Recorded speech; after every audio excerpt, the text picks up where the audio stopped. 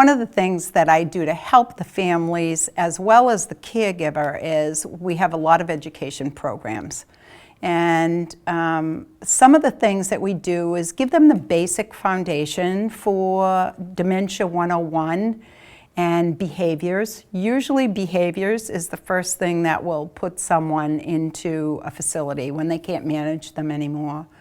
So we have a class on behaviors, we have a class on Dementia 101, we have a class on when is it time for placement and what are the things that they need to look for. The important things that they need to address before they go into a facility. Then I give them a list of places. I try and financially vet them because I don't want them to go to a building that I know they can't afford. So I try and get some indication of what their finances is before I send them looking at buildings.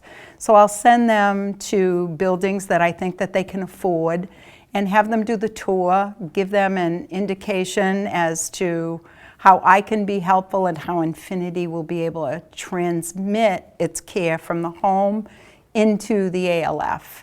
So they'll have some familiar faces that they can see that have been taking care of them at home in the facility as well. So between the education piece, I also talk with the doctors. Between coordinating with them, I usually do a home visit to make sure that we're all on the same page. So between the doctors, the ALF, Infinity, we kind of make this little holy trinity.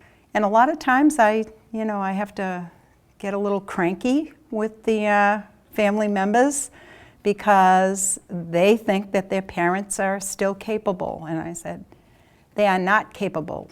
Their food is outdated that's in the refrigerator. Your mom tells me that she is not incontinent and yet she has a case of Attends in her bathroom. She couldn't even get me a glass of water.